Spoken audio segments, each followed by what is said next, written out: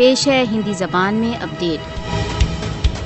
مودی شاسن کشمیری حریت نیتاؤں و کارکنوں کو جھوٹے آروپوں پر گرفتار کر ان کو سیمت کرنے کا پریتن کر رہا ہے، یہاں تک کہ میڈیا کے ویکتیوں، مانو ادھیکار کارکنوں تथा سامانیہ کشمیریوں کو ان کے سنکلپ کو بھنگ کرنے کے لیے جھوٹے آروپوں میں پھنسایا جاتا ہے۔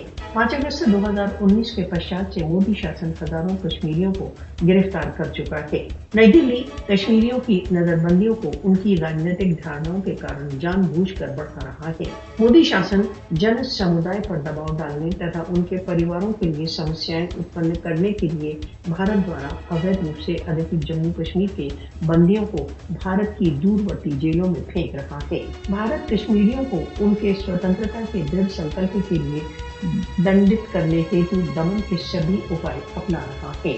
بھارت PSA، UAPA جیسے کالے قانونوں کو کشمیریوں کو سمرپن کے لیے ووش کرنے ہیتو پریوگ کر رہا ہے۔